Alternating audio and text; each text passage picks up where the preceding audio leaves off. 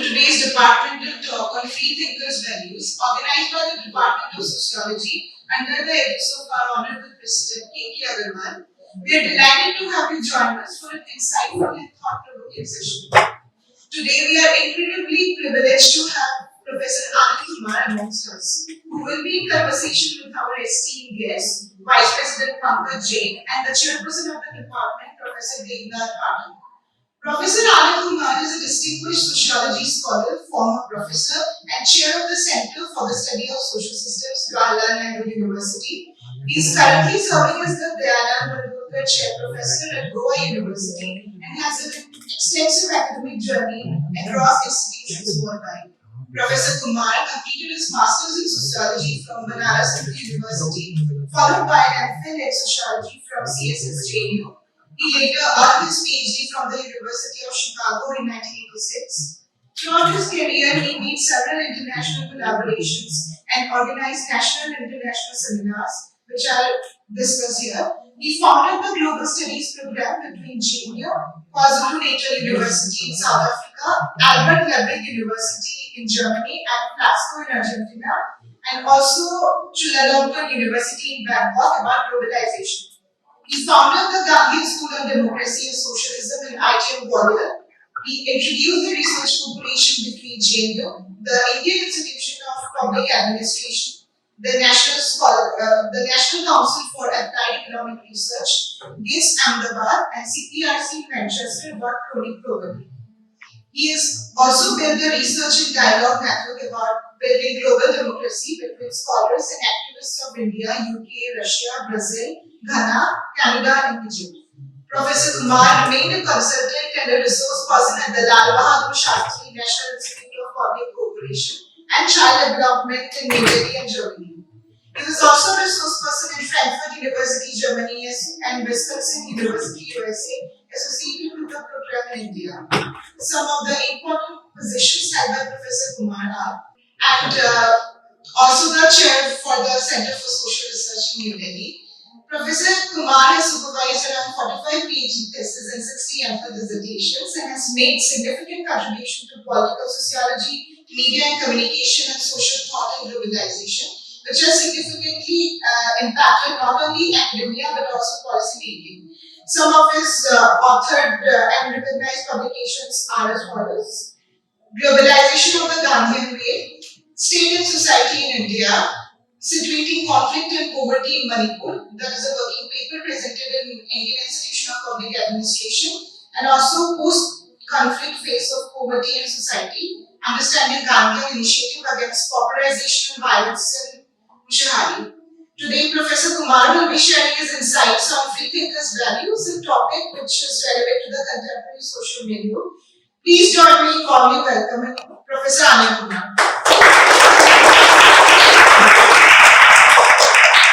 We are also honored to have Vice President Professor Pankaj Jain. Professor Jain has obtained an MPhil and PhD in mathematics from the University of Delhi. During his teaching career of about 34 years, he has taught various courses in pure mathematics, applied mathematics, etc. And he has more than 100 research papers to his credit. So we now invite Professor Jain to felicitate our esteemed speaker, Professor Anand Kumar, with a bouquet of flowers and a gift from the department.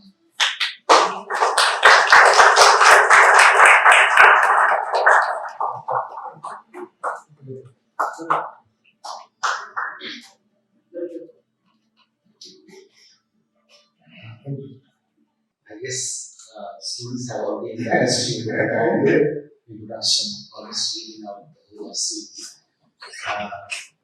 But the reason why I am particularly interested in listening to you on free thinkers' values is that we acknowledge that it's a time of polarity. We are so polarized that our household, our public spaces, our classrooms, everything gets divided along one or other lines.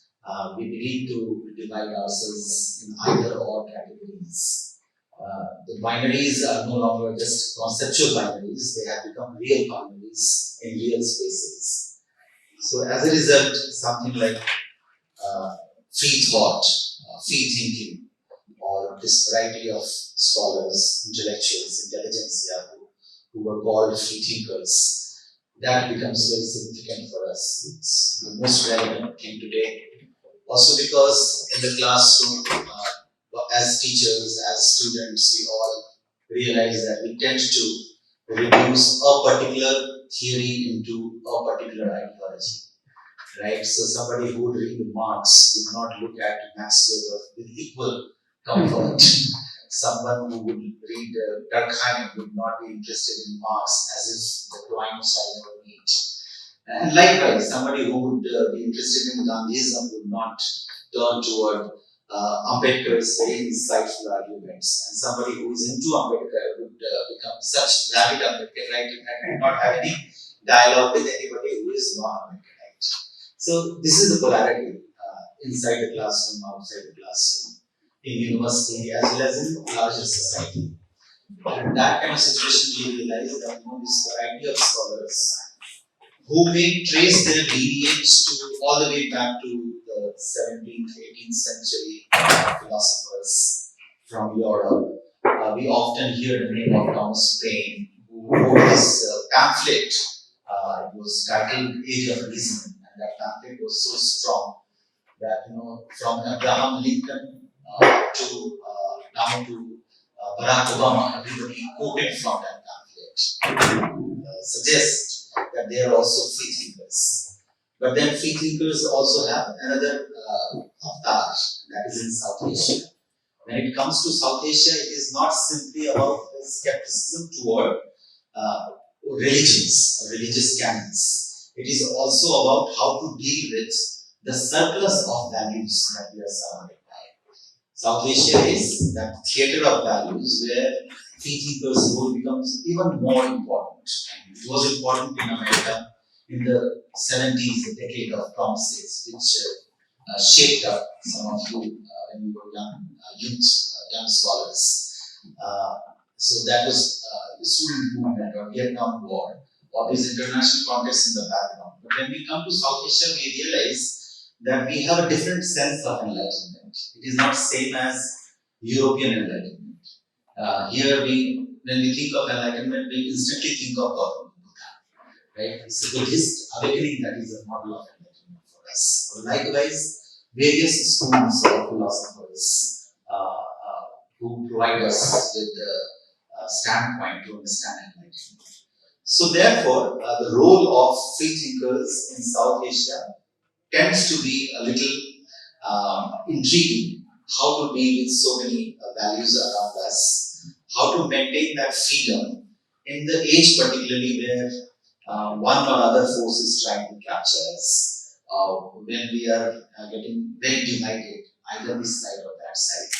So with this, and whenever we looked at you as students, we always thought that free thinkers is not just a matter of intellectual journey, it's also a spirit, it's also an outlook which assured us, some of us who came from small towns, to pursue higher education without any familiarity with higher education. We had nobody who had done masters in our family.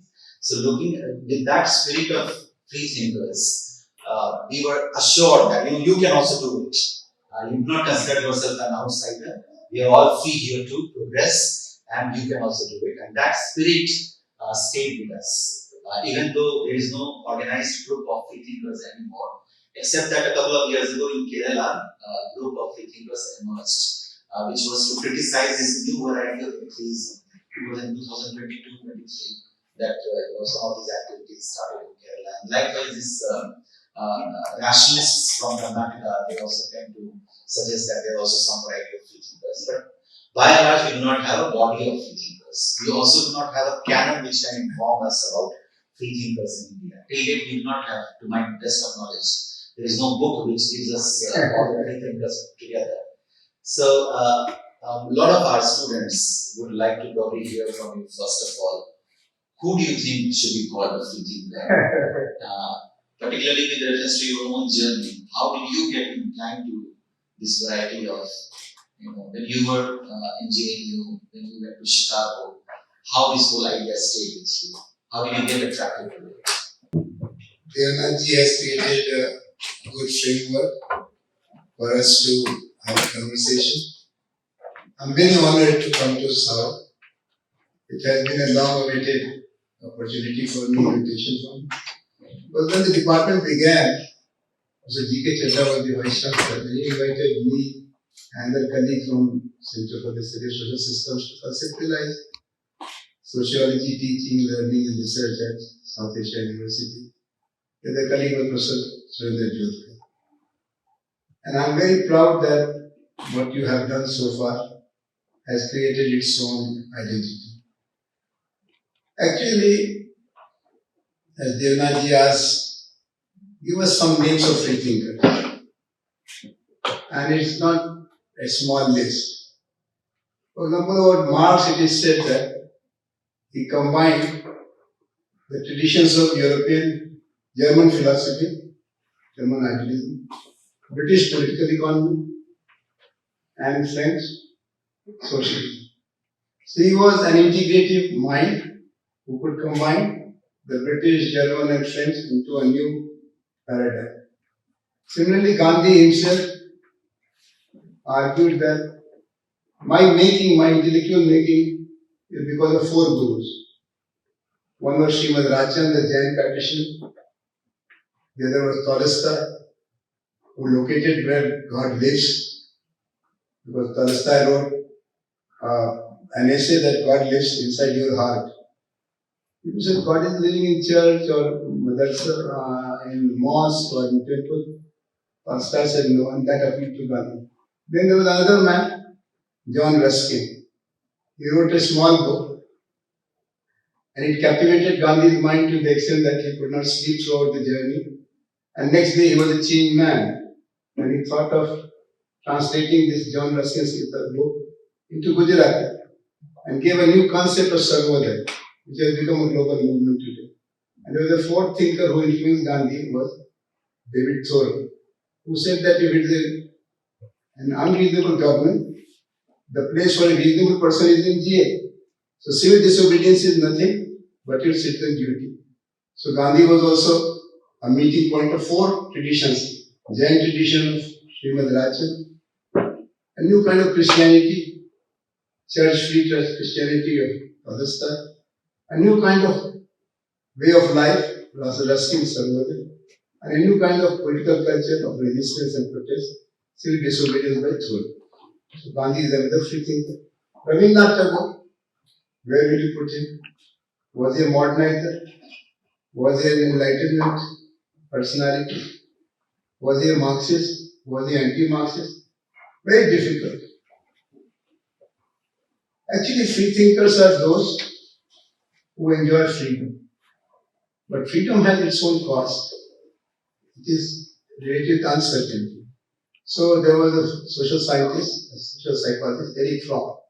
He has written a book of fear of freedom. There is fear of slavery, there is no problem. But fear of freedom, because freedom gives you responsibility. Whatever you decide is your choice.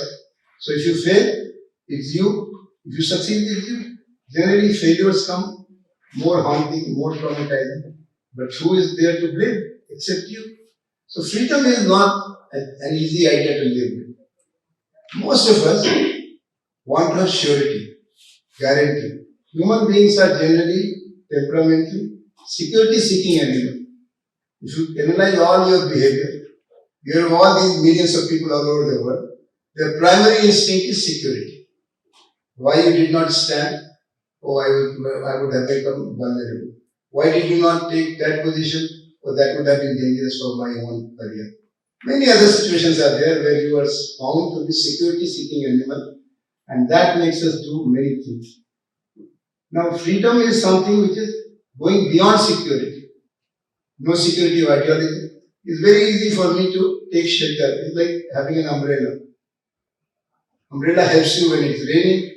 Umbrella helps you when it's hot hot outside. But if you are without umbrella, you are vulnerable. So a free thinker is somebody who is without an umbrella, without a shield, without a cover. When we were students, just like you, we were trying to find out which teacher belongs to which school of thought. so that he or she becomes predictable. Then we can know what is the next sentence. ओ ये तो Marxist है, ये तो हमारे पसंद का है, ऐसे बच के रहना है. ओ ये तो ऑर्थोडॉक्स ट्रेडिशनल है, ये तो फंक्शनलिस्ट है बाबा, इसको चेंज समझ ही नहीं आता. ये जेंडर के बारे में क्या जानेगा, कास्ट के बारे में या क्लास के बारे में. That categorization is also a mental habit. You know, in science you have 3 stages, 4 stages. First is observation, then experimentation, then classification. Classification is our second nature. जितने आप रिसर्च स्कॉलर हैं सबको ये काम दिया जाता है कि आप रियलिटी को देखिए, उसको उसके साथ एक्सपेरिमेंट करिए, उसको कैटेगराइज करिए. So our classification process makes us vulnerable to short-sighted simplification. कितना बज गया? 3 है कि रात है? दिन है? नहीं रात है. नहीं दिन है रात है. 3 बज के कितना बजा? 3:35. There have been further and further and further what you call categorization of reality. So in sociology there is the responsibility of asking 3 questions and answering 3 questions. There is a 4th question also. If you can answer that, then you are super sociologist. But generally we avoid it. First question is what is it? ये क्या है? अभी हमने पूछा किसी से तो कह रहे थे कि हाँ एक जगह वायलेंस हुआ बहुत ज्यादा, हमने वायलेंस, उसकी मेमोरी को हम एनालाइज करना चाहते हैं. वायलेंस. एक और से पूछा क्या कर रहे हो, तो उन्होंने कहा कि हम जनक किशोर स्टडी कर रहे हैं. क्या टॉपिक है आपका? अभी आप तय कर रहे हैं. He is doing coursework. So all of you must be having a research problem or a potential research problem. What is it? That is the first question which we have to answer as scientists, social scientists. Then how it is? ये जो classroom है एक reality है, ये बनी कैसे? ये 70-80 लोग इकट्ठा हुए, उनको एक नोटिस दिया गया, उनको एक कमरा बताया गया, एक टाइम बताया गया, एक स्पीकर बताया गया, एक टॉपिक बताया गया. So that's how this group has come into being. So first question is what it is. Second question is how it is. Then the third question which makes you look like a scientist more than a journalist is why it is so. Bangladesh में अभी उथल हुआ क्यों? What is it? ये सबको मालूम है. How it is ये भी पता चल गया अखबार से, BBC से, वॉइस ऑफ अमेरिका से, CNN से, NDTV से. Why it is not everybody's cup of tea. अभी चुनाव हुआ भारत में 2024 और एक जो पार्टी सरकार में उसका सीट घट गया 7, जो पार्टियां विरोध में उनका सीट बढ़ गया. अब अभी तक चुनाव तो हुआ फरवरी में, जनवरी में चुनाव मई में अभी मार्च आ गया. अभी तक बहस चल रही है कि चुनाव में क्या हुआ, कैसे हुआ, क्यों हुआ. Why it is so. इससे ज्यादा पुरानी कहानी है. एक कास्ट सिस्टम है इंडिया में. यहाँ पर आप रिलीजन चेंज कर सकते हैं, कास्ट नहीं बदलेगी. हिंदू से मुसलमान हो जाएगी, लेकिन हिंदू बैकवर्ड से मुसलमान बैकवर्ड होता है. दलित हिंदू से ईसाई दलित हो जाएंगे. धर्म तो बदल गया, जात नहीं बदली. अब इसको एक्सप्लेन करना why it is so, why what is the source of resilience of caste system. Gender हम पढ़ रहे हैं, पढ़ने में सबसे आगे निकल गए. फिर भी हम महिला, my freedom is confined to sunlight and sunset. सवेरे सूर्य के शुरू होने से महिला की आजादी शुरू, और सूर्य के अस्त होने के बाद महिला की आजादी खत्म. Why? Because it is a male-centric system, patriarchy, caste, sociology. So these are 3 questions which make us engage in the particular sociology or social analysis or natural analysis. What is it? How it is? Why it is? There's a 4th question, which is very tempting, but we generally ask students to avoid it, and that is predicting. What will it be? अभी जो हो रहा है बांग्लादेश में, कल क्या होगा, नेपाल में क्या होगा, साउथ में क्या होगा, हमारे सोशियोलॉजी में क्या होगा, हमारी जिंदगी में क्या. What will it be? ये पूरी इंडस्ट्री आप जानते ही हैं. वो कहते हैं ज्योतिषाचार्य, उनको खुद अपने भविष्य के बारे में नहीं मालूम है. वो एक तोता लेके किनारे बैठे हुए हैं. तोता कागज निकालता है, बताता है कि आपका डिग्री होगा कि नहीं, फेलोशिप होगा कि नहीं, नौकरी होगा कि नहीं. उनको खुद नहीं मालूम कि शाम की रोटी का इंतजाम पंडित जी का होगा कि नहीं. But astrology is a very popular industry all over the world. ईसाई दुनिया में है, इस्लामिक दुनिया में है, हिंदू दुनिया में है, बौद्ध दुनिया में चलता है, क्योंकि भविष्य को लेकर के हमारे मन में बड़ी चिंता रहती है. We look at the future as an unknown zone of reality. और भविष्य तो है ही है सबका, और भविष्य कैसा होगा ये सब अच्छा, everybody wants to be happy. तो future and happiness have to be correlated. इसके लिए हम तमाम तरह का इंतजाम करते हैं, इंश्योरेंस देते हैं, पक्का नौकरी करते हैं, नौकरी करते समय साइन करते हैं कि हमारी नौकरी खत्म होगी तब भी हमको तुम पेंशन दो. Future oriented mind is modern mind, and modern mind is very uneasy mind. Sociology became interesting for someone like me. I was a graduate student of social science. I was doing chemistry, geology, geography, too many experiments. But I was surrounded by an atmosphere of uneasiness, questioning, disenchantment. Disenchantment with freedom, disenchantment with democracy. We know the history of non-freedom. 200 बरस तो अंग्रेजों का राज था. उसके पहले का जो समय था आधा अधूरा था. So, those who are born with the dream of freedom, reality of freedom, surrounding of freedom, they are much more demanding, much more ambitious, and therefore they have to be much more dissatisfied. Given ideological frames give you predictability, give you assurance. लेकिन अगर ideology fail कर जाए तब क्या होगा? तो हमारे समय में हम लोग जो विद्यार्थी थे तो एक बहुत पावरफुल आइडियोलॉजी थी, which was kind of reinvented. It was called Marxism. Marxism में बहुत वैरायटी है. We did not know about it. That there was a Gramsci also, there was a Stalin also, there was a Mao also, there was a Trotsky also. फिर Marxism में अंदर गए तो पता चला कि तो पूरा गांव बसा हुआ है, हर घर का अपना जाति है. लेकिन Marxism was an assurance about a better tomorrow. Class है, क्लास कॉन्फ्लिक्ट है, डायलेक्टिक्स है, थीसिस का एंटीथीसिस होगा, फिर सिंथेसिस होगा, there is a better tomorrow. But when Soviet Union collapsed, the biggest tragedy took place not in Soviet Union, it took place in the intellectual world. There was an alternative paradigm. There was a different kind of lens. एक चश्मा हमने लगाया पूरा दिखाई नहीं पड़ता, दूसरा चश्मा आपने हमको दिया उससे और ज्यादा दिखाई पड़ने लगा.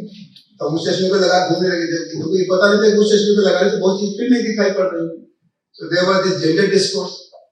महिलाओं ने कहा कि मार्क्सिज्म में क्लास है, बहुत अच्छी बात है, लेकिन जेंडर नहीं है. तो मार्क्सिस्टों ने पूछा जेंडर क्या होता है? कहा जब तुम महिला होकर पैदा होगे तब तुम्हें जेंडर का पता चलेगा. ऐसे ही फिर जब जेंडर का इशू आया सिविलिटीज में तो एक और आंदोलन चला, वो नामांतर आंदोलन था महाराष्ट्र में. उन्होंने कहा दलित भी एक चीज होती है. कहा दलित क्या है? रिजर्वेशन तो मिल गया, आपका दलित रह गया. अरे दलित उसके बावजूद टिका हुआ है, जाति की हुई है. तो there was another discourse of Dalit study. Dalit हो गया, जेंडर हो गया, फिर एथनिसिटी का सवाल है. असम में मूवमेंट होने लगे. अरे भाई तुमको क्या परेशानी है? हमारे यहाँ असमिया भाषा खतरे में, क्यों खतरे में? तुम उसको संभालो, तुम तो अंग्रेजी के चक्कर में पड़ रहे हो. नहीं, डोंट ब्लेम अस. तुम्हारा माइग्रेशन पॉलिसी, तुम्हारा और सब ऐसा चल रहा है कि हमारा असमिया खतरे में पड़ रहा है. There was ethnicity related discourse. Now in 2010, 15, 20, there is a new discourse. It accommodates the discourses of gender, caste, ethnicity, class, but there is a discourse of equality, environment. ताकि सब करने के बावजूद अगर एनवायरमेंट ही नहीं रहा तो दिल्ली में आप पैदा हुए अब जेंडर कॉन्शियस नहीं है, क्लास कॉन्शियस नहीं है, कास्ट कॉन्शियस नहीं है, एथनिसिटी कॉन्शियस नहीं है, लेकिन एनवायरमेंट कॉन्शियस नहीं है, तो आपके लंग्स में पोल्यूशन इकट्ठा हो रहा है, बच्चे लग भी सब पैदा हो रहे हैं. नदी को कोई पूछने वाला पूजा करते जमुना जी की, बाकी 365 दिन जमुना जी की दुर्गत करते, गंगा जी की दुर्गत करते, पहाड़ काट रहे हैं. There was a new approach which was called ecocentric और इको सोशियोलॉजी और many other permission combinations. My point was that sociology as a discipline is born to be a zone for free thinking. You cannot have, otherwise you become prisoner of paradigms. And sociology began as a revolt against paradigm. There was philosophy, very rich tradition of philosophy, but did not explain the walking away of people from churches. And then came a sociologist called Durkheim. He looked at the reality, a very rare reality called suicide. But then he connected suicide with social solidarity. He connected sociology with normative behavior. There came another sociologist called Merton. He talked about anomie. He talked about deviant behavior, ends and means related mismatch. So, sociologists have been blessed with the possibility of presenting reality in a different light. And this light was coming through passage of time. एक experience के बाद दूसरा experience, उसके बाद तीसरा experience, और उसका accumulated result sociological थियराइजेशन में हुआ। इसीलिए सोशियोलॉजी के ज्यादातर मास्टर्स फाउंडर्स वो आप पाएंगे कि उनको कैटेगराइज करना बड़ा मुश्किल है। हम लोग जब स्टूडेंट थे तो there was a big wave of criticism led by people like Alvin Goldman, C. Wright Mills, and they said that look, these are great masters. एक ज़्यादातर शब्दों के जादूगर हैं, and he criticized Talcott Parsons, one of the big boss of 1950s and 60s. He gave structure of social action. He gave social action. But Talcott Parsons was, in a way, rejected by people like C. Wright Mills. उनका किताब है Sociological Imagination. उसको आप पढ़िएगा. It liberates you from the prison of structural functionalism. ऐसे Allwyn Goldener एक sociologist उन्होंने common crisis of western sociology, एक तरफ तो सोशियोलॉजी का डंका बज रहा था because sociology was able to explain war, Vietnam War, was able to explain racism, black and white issues, Martin Luther King, gender issues, feminism and feminist revolution, but sociology was not helping in giving meaning to life. Alienation का कोई समाधान नहीं हो रहा था. They connected, Marxists connected it with capitalist mode of production, but that was not very satisfying answer. So there was a general evaluation of sociology as a discipline, and a book came, Coming Crisis of Western Sociology. Parallel, there was another school of thought which deconstructed the discourse of development. Because development was this theme song of all post-colonial society. We have been deprived of development. But then came people like Andre Gunnar Frank, Samir Ami. They talk about development of underdevelopment. The change is taking place, but that change is captivated by or captured by or monopolized by local elite. अंग्रेज तो नहीं है, लेकिन अगर आजादी नीचे नहीं जा रही है उसका कारण आपको खोजना पड़ेगा. So there was a global system of division of labor, and there was a local system of sharing of power, and there was elite formation which was very anti-democratic. वो एक great tradition से जुड़ जाते हैं, and traditions have their own value. So the linearity of social analysis, social change, was recognized as the limits of linearity. There is not one-dimensional change; it is a multi-dimensional change. And this all became an engagement with reality in an unpredictable manner. People like us, we were not born into free thinking, but we were able to enjoy the freedom of thought because of the presence of multiple interpretations of the same reality. India was a country where there was contestation between Nehru and the communists and the socialists and the Hindu Mahasabha, Johnson and regional party.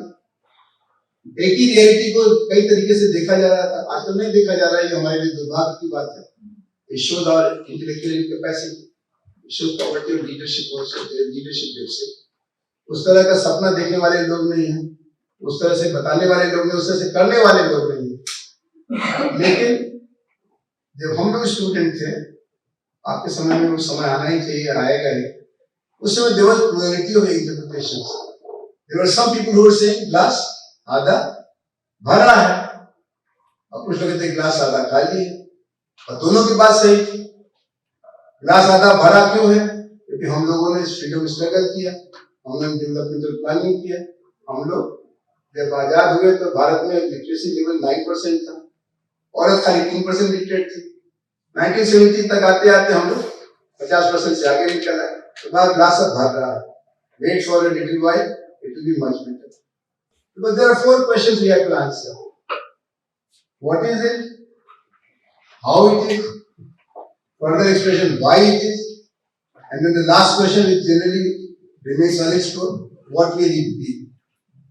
That branch of science which can be predictive, which can show us the future, becomes more popular.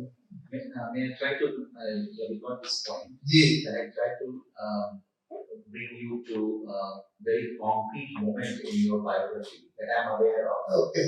where we get a very clear sense of how you, as a free thinker, were trying to break free from the most dominant paradigm Okay. that you were faced with. And this was sometime in 1970s. That's right. You were a student in JNU. Yes. Prakash Karat, Sitaram, Yes. they were the Fantastic. residing, Yeah. they were riding high, and then you decided that you would fight against them. I had some argument with one of my neighbors. So I was, young blood and all that. So I was arguing something, and suddenly I think I told him that I live in a free India. I want to enjoy my freedom. So he told me, my dear, you know what is freedom? Your freedom will end here. My freedom will end. So that time I learned sociology. So there was a great difference between my self-assessment and my expectations from my society, my government, and myself. It was cultivation of dreams. It was cultivation of hopes.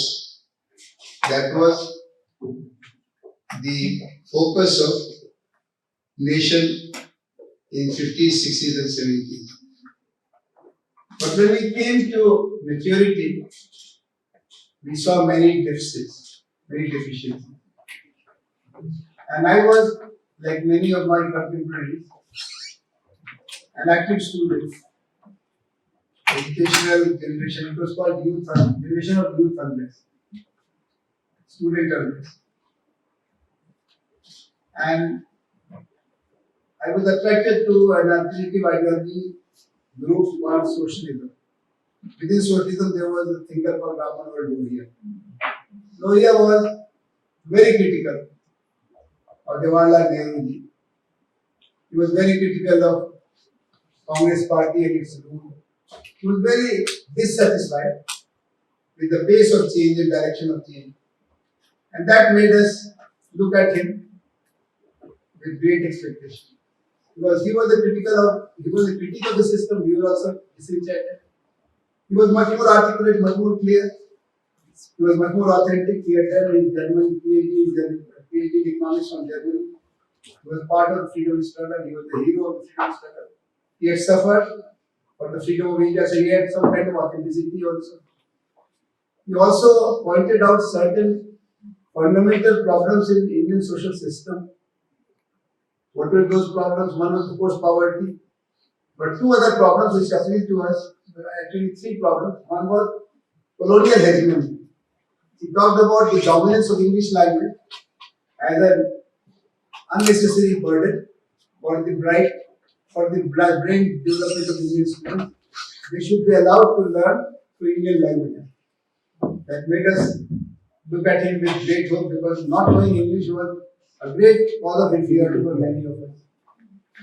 Non-urban background people, who were around 70 to 80% at that time, were learning things through their mother tongue. Maithili, Bhojpuri, Awadhi, Punjabi, Bengali, Tamil. And then we all of a sudden into the world of higher education, where knowing English was a mark of talent, genius, brilliance. And not knowing English, though you knew your mathematics well, physics well, chemistry well, sociology well, but you did not know English well, that was the beginning of the end of this story.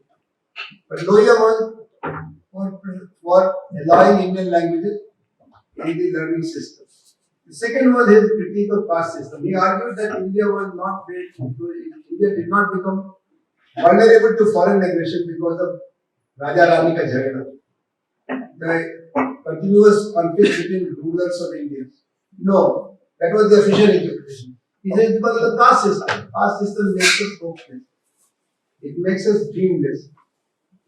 Therefore, when the final battle was going on between the East India Company and the local Raja in Buxar is a district in Bihar, bordering UP.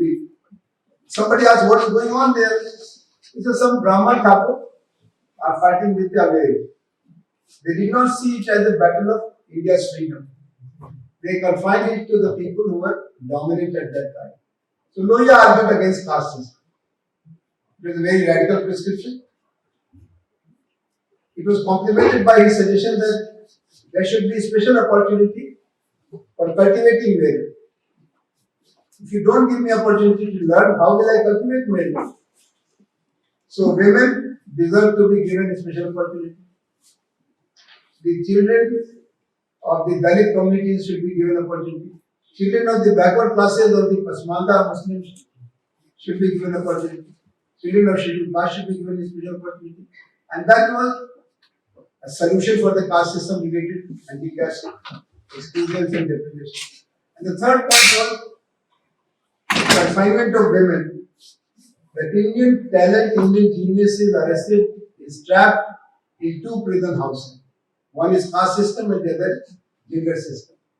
To give women chance to learn, give women chance to lead, they may make mistakes. But mistakes will be better than not giving them any chance. So, Lohia was attractive, but after pursuing Lohia line for a few years, I became interested in 1966-67. And I was a student at Banaras University in 72. In between also I became president of the student union. And yes, and then the campaign for democratization of education. लोकतंत्र खुला दाखिला सस्ती शिक्षा लोकतंत्र की यही परीक्षा. It was our rallying slogan that there should be open admission policies. If I want to study, please give me chance to study. Why you say that seat नहीं है, बढ़ाओ सीट नहीं है. Sociology में सीट बढ़ाने में क्या दिक्कत है? What is the problem in learning mathematics? You don't need laboratory. You only need teachers, and there are teachers available.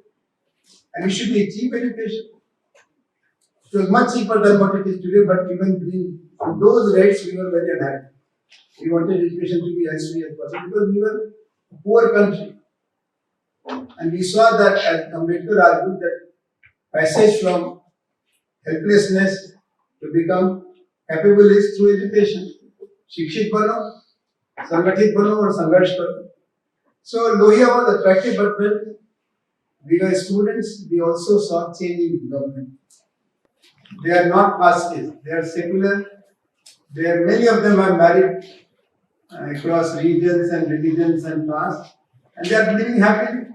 They are supporting good causes. But it could not be replicated because, as I said, as a human being, we need predictability, we need pattern, we need categorization. We need to belong to something, and that belonging is very costly. Those who are into ideological categories know very well that in the name of party discipline, in the name of conforming to your line of party, you have to surrender many things. That's why there are many people who started as liberals became radicals, or they started as radicals and became liberals, because they interacted with parties and they found parties to be rather irrational. Whatever suits the power game, they like to go there, and that creates various waves and various movements. Today, India which is a late country in terms of enjoying fruits and advantage of nationalism. We have not seen the tragedy of hegemonic nationalism.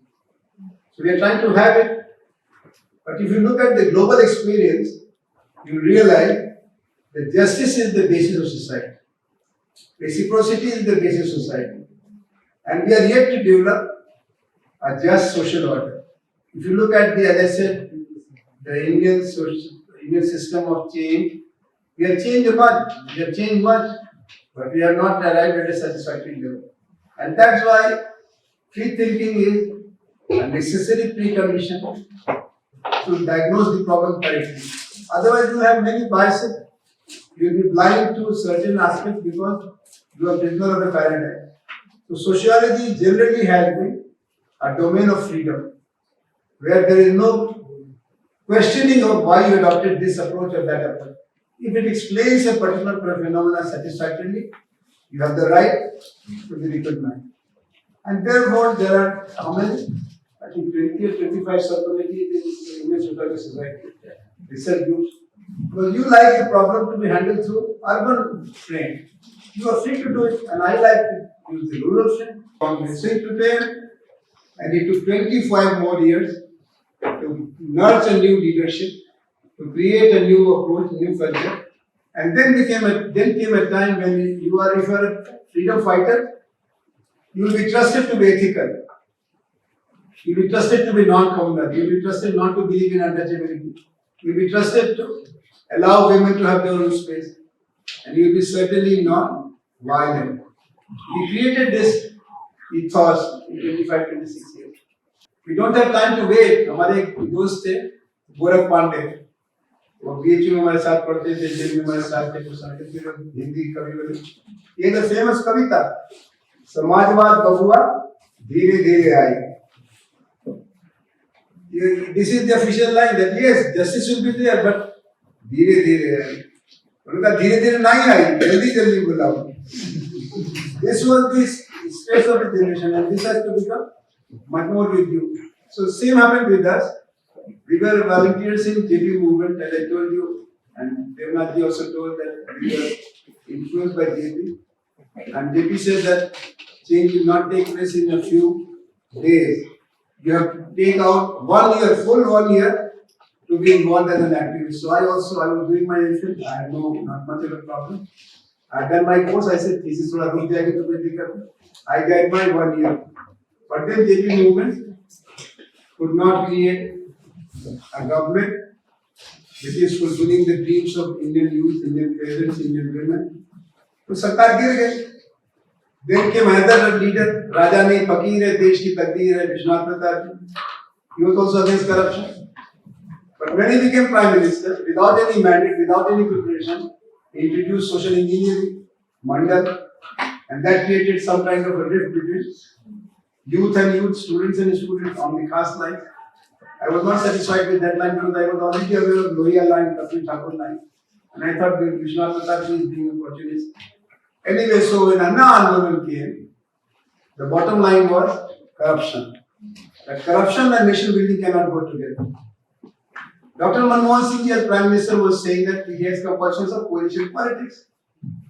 I know that Prime Ministers are not doing right thing, but if I ask them to leave, my government will fall. So there was a compulsion. We said that this compulsion is your compulsion. You leave, there will be better Prime Minister who will have no compulsion. And that's how we became partner to Anna movement. In Anna movement, there was demand of criticism versus correction. So they said that if you want to protest, you protest, but you suspend the election, you suspend the movement till election time. We said if you suspend the election to movement to election time, what will be the result? People will not vote Congress because Congress has been in the focus of our criticism. So who will win? Who will get most of the vote? The second largest party. Second largest party was Bharatiya Janata Party. I personally did not like their attitude towards minorities, towards Dalits, towards women, anyway. But they were going to be the gainers, so we said we will make a party. Anna Hazare ji said don't make a party. I have allowed our followers to contest the election, but when they win the election, their class character changes. They are no more movement activists, they become players of the power game. So don't do it. Wait till elections are over. When elections are over, whoever is in the new government will continue the movement. We did not believe in him. So we made a party. That party could not hold the whole country's attention, but still, number of people became candidates of the party and became near victory in many places.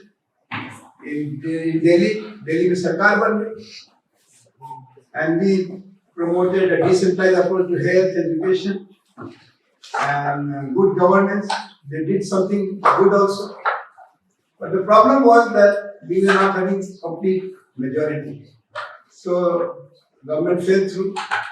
And then came next election.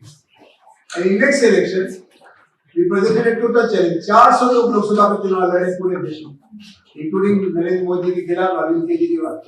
हम भी चुनाव लड़े, लेकिन चुनाव लड़ने के समय में there came a new ground. The language was changed. From language of protest, you are a student of sociology, you will know that logic of protest is different from logic of governance. One promotes or change, the other promotes order. So when you enter into election, you have to win. If you don't win, then what happens? जो जीता है उसी के पास घुस जाते हैं. So winnability became a consideration. And we personally, people like us who had experienced many victories in the past between 67 and 2011, we said winning is not everything. If you win in unethical ways, then you are prisoner of your mistakes. फिर क्या होगा? जो जीताएगा उसका सुनना पड़ेगा. But some of the other people who were new in politics, like Arvind Kejriwal, argued that आप चुनाव हार जाएंगे तो आपका तो कुछ बिगड़ेगा, तो जेडीयू को हिस्से में आपको फिर भी क्यों बुलाया जाएगा? हमको कौन पूछेगा? हमारी तो दुकान बंद हो जाएगा, हम तो एनजीओ चलाते हैं. So he gave tickets to certain people who had high possibility of winning because they had money or they had muscle power, and we objected to it. तो उस समय तक तो नहीं बोले कि चुनाव खत्म हो गया. He got 67 out of 70 seats. Then he said हमारे अंगने में तुम्हारा क्या काम है? बहुत हिंदू बलन को करते हैं, उनको बाहर निकाल दिया. प्रशांत भूषण को बाहर निकाल दिया, योगी यादव को निकाल दिया, हमको निकाल दिया, एक और दिल्ली यूनिवर्सिटी के हिस्ट्री के टीचर है उनको निकाल दिया. And he ran the government for 3 terms. Prashant Bhushan and people like us said that look, there was a reason that people like Gandhi argued about purity of ends for pure means. वो बोले चलता है साहब, चलता है, हम लोग कर लेंगे. मैं मेरे को ट्रस्ट करो, मैं करा तो जवाहरलाल तो कर ही नहीं पाए, तुम क्या करोगे? बस you are not much more mature than Jawaharlal Nehru or Indira Gandhi. Anyway, he wanted to trust his charisma, his honesty, his sincerity.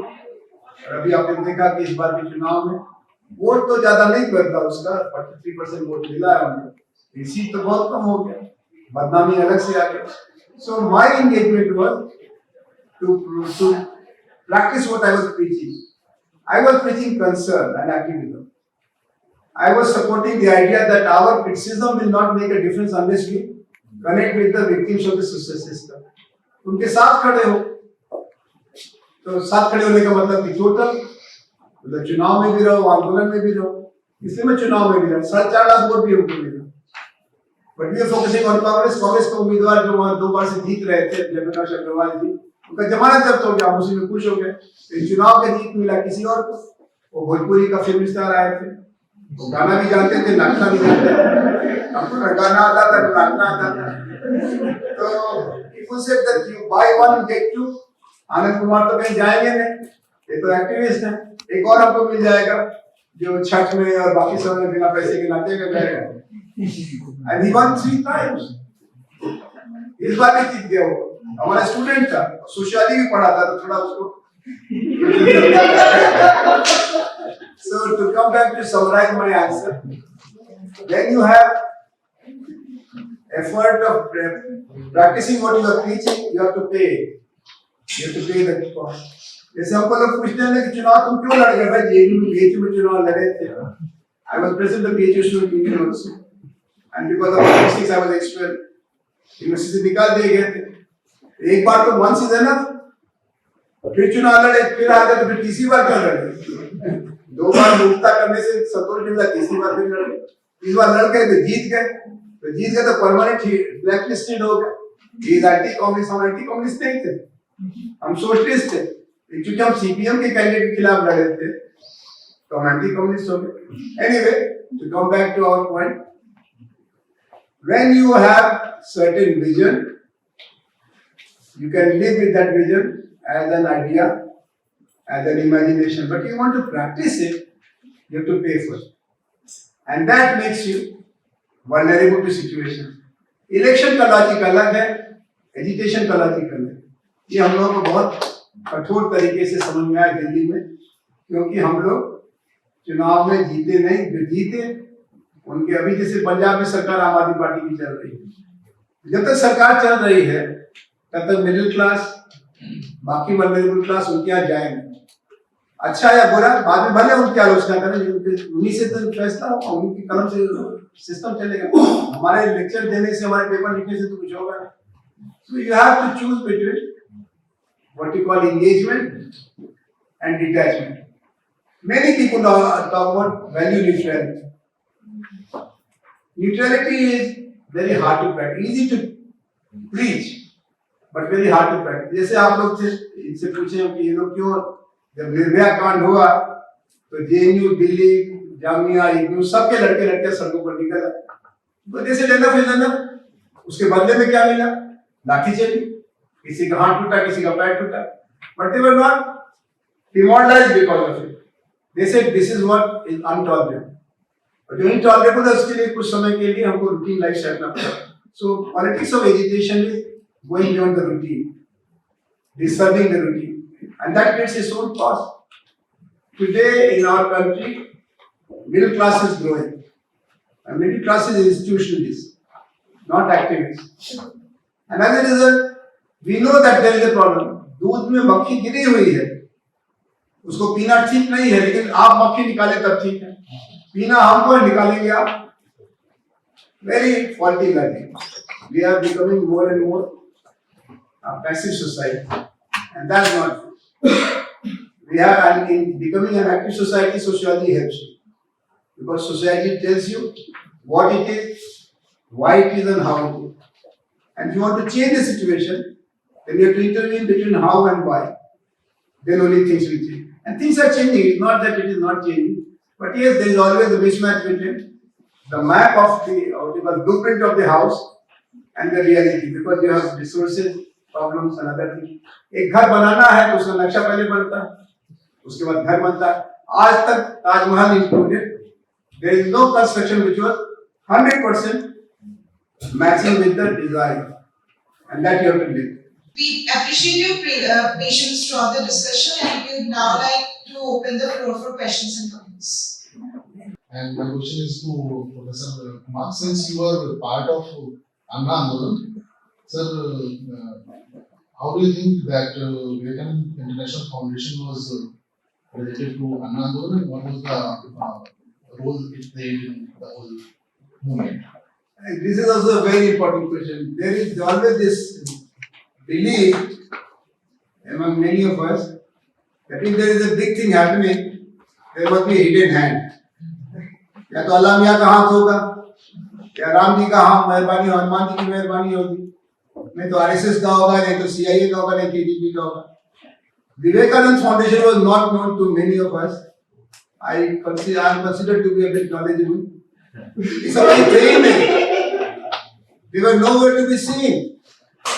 The people who were leading were Shanti Bhushan, Justice Hegde, Prashant Bhushan. You remember 5 people were selected by the movement to negotiate with the government of India about Lokpal Bill. ठीक है ना? उधर से प्रणब मुखर्जी और कपिल सिब्बल जाने कौन 5 मंत्री थे. इधर से 5 मंत्री से एक भी विवेकानंद फाउंडेशन का नहीं था. अभी हमको कुछ लोग बताते हैं, तो आपको नहीं पता है, पूरा आंदोलन आरएसएस से फंडेड था. हमने कहा हमको नहीं पता, आपको पता है? हम वहां पर घंटों वहां जाकर अपना समय में खराब किया, आंदोलन में रहे, चुनाव में रहे, हमको तो आरएसएस कहीं नहीं दिखाई पड़ी. So there is this ideological construction. पहले ऐसे होता था इंदिरा जी के जमाने में, अगर कोई बड़ा आंदोलन हो रहा था तो इसके पीछे सीआईए का हाथ है, because CIA was the intelligence agency of America. और जो एंटी कम्युनिस्ट लोगों को कोई बड़ी बात होती थी, इसके पीछे केजीबी का हाथ है. KGB was intelligence agency of Russia. There was no role of Vivekananda Foundation, but yes, after Shri Narendra Modi came into power in 2014, left, right, and center, everything was occupied, handed over to people belonging to bureaucracy and also affiliated with Vivekananda Foundation. And look what they are doing today. I'm in the meeting, I'll call you after now. So to come back to your question, there was no role of Vivekananda Foundation, but yes, they are taking credit for it, and good for them because now people are asking अगर तुम ही लोगों ने सब किया है तो नीतियां कहाँ चली गई, क्यों नहीं सरकार ठीक से चल पा रही है? Do you consider the free thinkers movement as a post ideology movement? And if yes, then how is like post ideology or even anti ideology something which is not an ideology? And if we talk about this, so in the contemporary times, how can we see it like its relation with the market logics and power structures? See, free thinkers can be defined in two ways. One, opportunist. Without any commitment, without any noble values, without any predictability. Ganga ka Ganga Das, Jamuna ka Jamuna Das, हम free thinker हैं. The other free thinkers are those who are believing in the power of ideas, but who don't want to close the windows and doors. So, let the new ideas be welcome. Don't be paranoid. You apply your critical capacity to investigate everything and anything. That's why Marx, the great master, said that I am not a Marxist. उनका दामाद जो था, वो अपने को Marxist कहता था. Marx was very nervous. Baba, I am learning things. You remember that Marx, Das Kapital.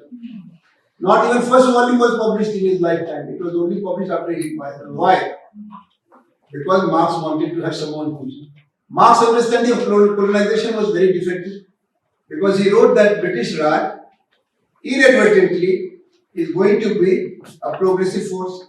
Today, no Marxist will own that position. Marx himself will not own it because there is a great theory of one system of Wallenstein, there is a great theory of Arne Gunnar Frank, Samir and many others who proved that colonization was promotion of what they call, Clifford Geertz called involution. So, free thinkers, as I said, can be free of thoughts. So, that way Gramsci was a free thinker. Marx was a free thinker. Gandhi was a free thinker. Of course, Jayaprakash and Lohiya were free thinker. लेकिन इस समय जो अभी की situation है, globalization is dead. What is the reason of Ukraine-Russia war? Russian nationalism, Ukraine nationalism. Donald Trump is running hard. He wants to talk about America first. Narendra Modi is a superstar because he talks about India, Vishwaguru, जाने क्या क्या. So nationalism is coming back through open door in the era of globalization. Why? Because globalization has failed to deliver its promises. तो अब हमको fresh thinking करना पड़ेगा. Nationalism से तो काम नहीं चलेगा. पॉलिटिक्स का काम चल जाएगा. एक चुनाव से दूसरा चुनाव. उन्होंने 1000 देने का कहा था, हमने 2500 दे दिया तो वो उनको मिल गया. अगली बार वो 5000 का कहेंगे वो उनको मिल जाएगा. But the society and the civilizational dynamics requires fresh thinking. That's why there is a great potential of new thought, ecocentricity, human centricity. We have been so far anthropocentric that we are the center of the universe. Now the nature tells us that no, my dear, you are there, you are important, but the others are also equally important. The plants and the rivers and the mountains and ordinary bird and biodiversity. So we have to learn to live with biodiversity. अभी तो हम बोलते थे वीर भोग्या वसुंधरा. अभी बोलते वीर भोग्या वसुंधरा नहीं, जो वसुंधरा का भोग करेगा वो खत्म हो जाएगा. Will not survive. वो बोलते हैं ना आपका युवान Harari. We are an extincting species. बहुत सारा स्पीशीज आया चले गए. आप दूसरी में से अगर एआई के चक्कर में पड़े और एआई के चक्कर में पढ़ना ही पड़ेगा. स्नैपचैट के बिना कैसे काम चलेगा? चैप्टर पढ़ने के बाद हम लोग टर्म पेपर लिखते थे. हमारी इच्छा है कि हम फिर से स्टूडेंट बन जाए.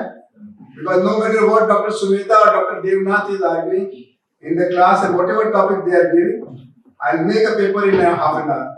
AI को feed करेंगे और हमको पेपर लिख के दे देंगे. This is becoming very dangerous. So we need new integration. New integration concept is here. इसका मतलब नहीं है कि पुराने आइडियोलॉजी का या उसका आपको जंग कर देना. आज भी आप प्लेटो और अरिस्टोटल को पढ़ते हैं, चाणक्य को और बुद्ध को पढ़ते हैं, लेकिन पढ़ते क्यों हैं कि आज को समझने में थोड़ी मदद मिले. But you cannot live according to Manusmriti or Abhidhammakosh or Bible. You have to have use of your critical faculty The question now is that the situation has changed. So what would you tell students who are trying to bring change, who also to not end up in jail because the collective bargaining in jail is higher than the collective bargaining in the street. Yeah, it's not present anymore. And so that is what and also how do people deal with this sense of doom? Because see, climate change is not reversible. The rise of fascism is not reversible, and is not in the present context. So how do people like us not feel this sense of doom? What is the missing link between you and your better future? He said, oh, you are not educated.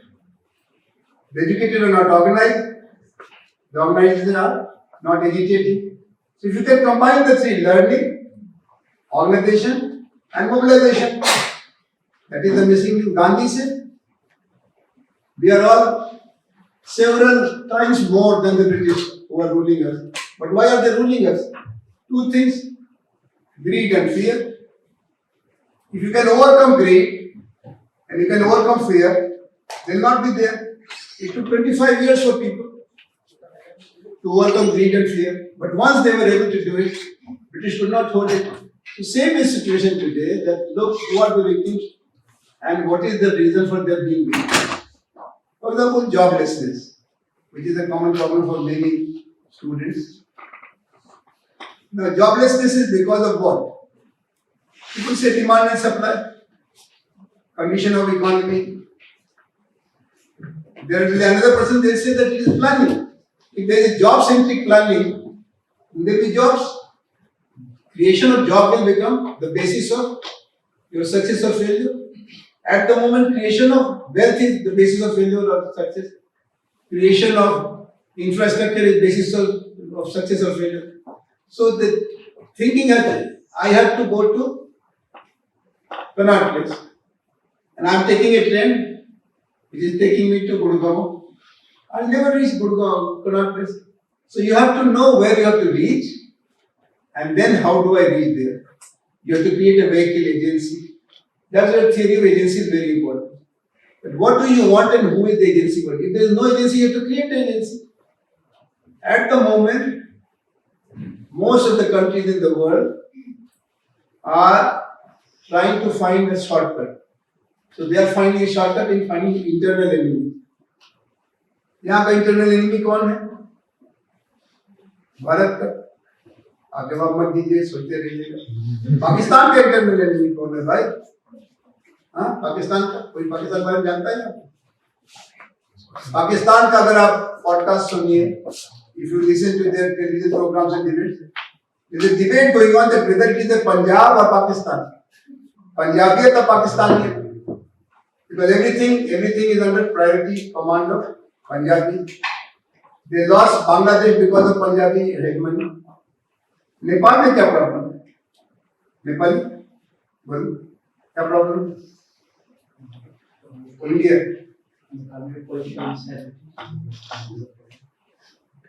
they had 10 prime ministers in 20 years.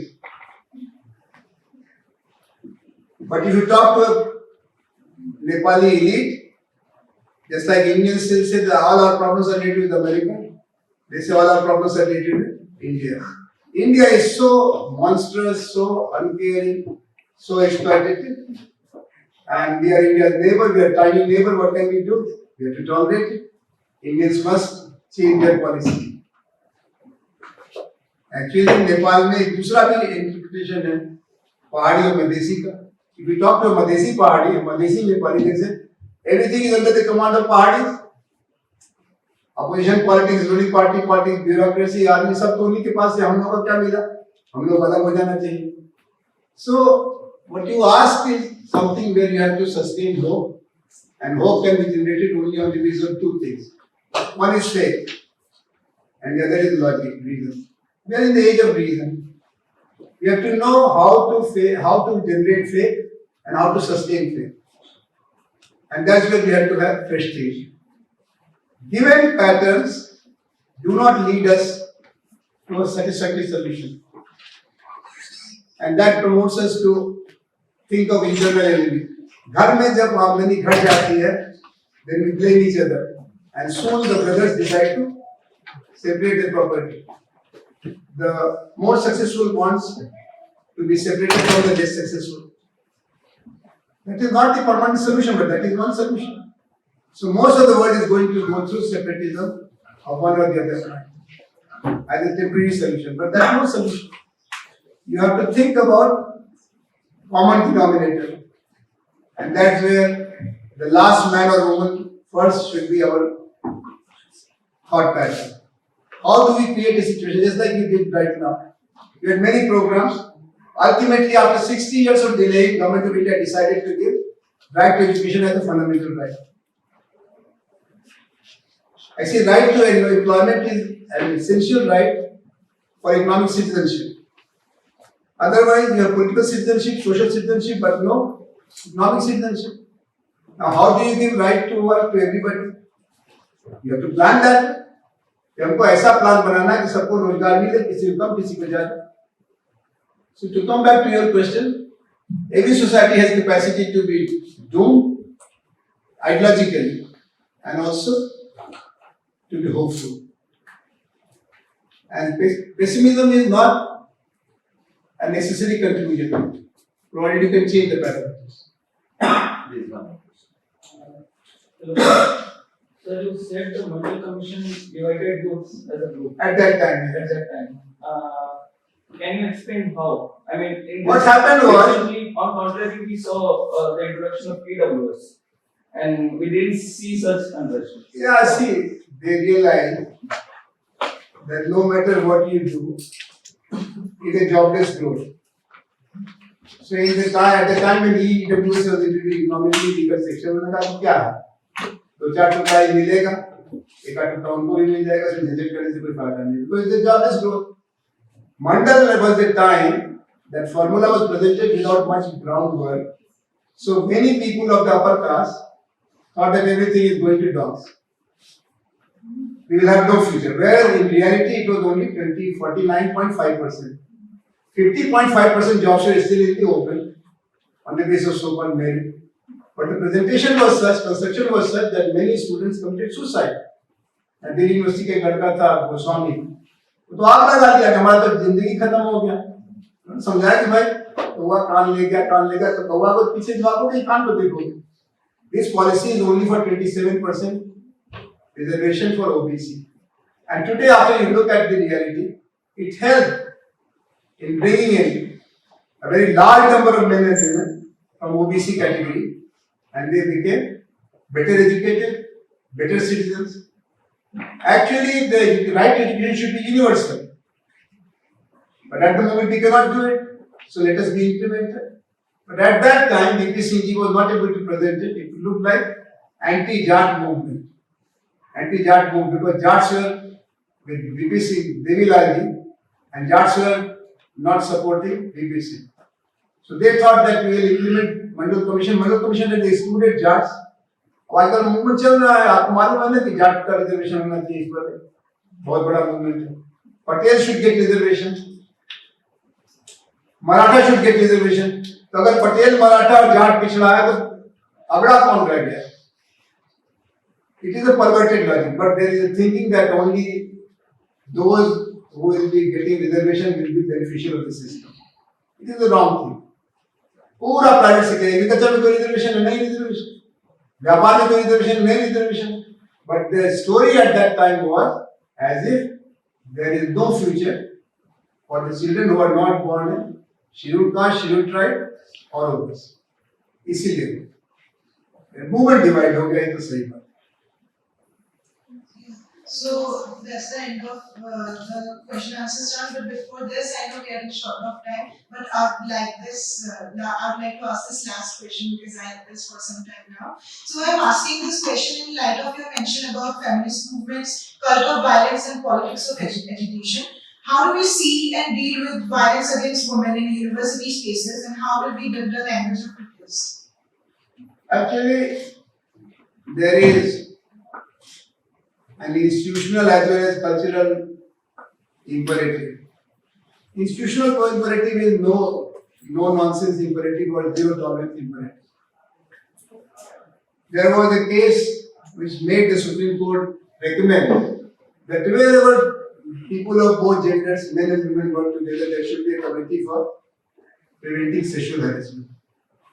And the woman should have right to report to the committee, and the victim should not be accessible or should not be approached by the guilty party at any cost.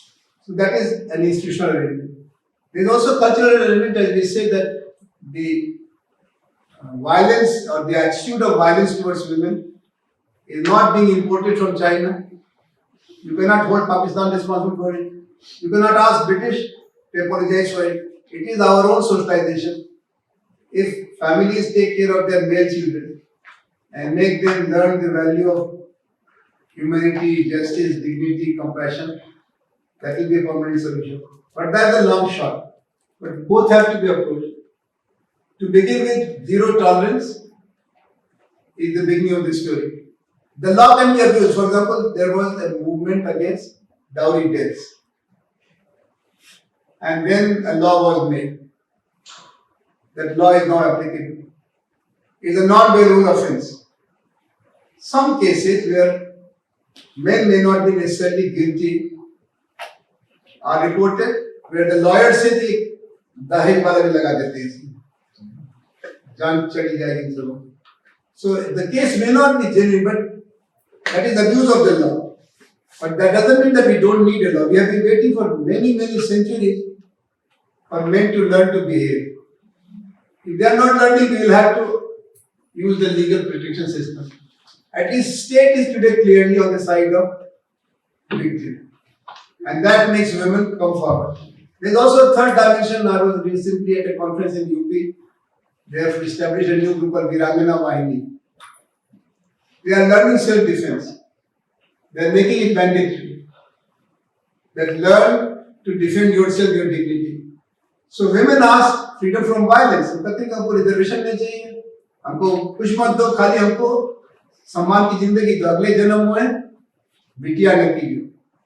That is the consensus of our civilization, our culture.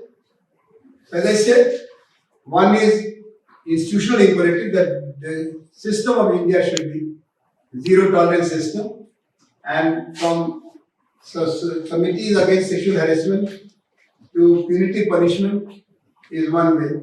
The other way is cultural scrutiny. After all, this country had sati system, but there is no supporter of sati system anymore. Why? Because there is a cultural revolt. Women led the revolt, men joined it, and today it is height of brutality if you argue in support of sati system. So we have to go both ways. Thank you.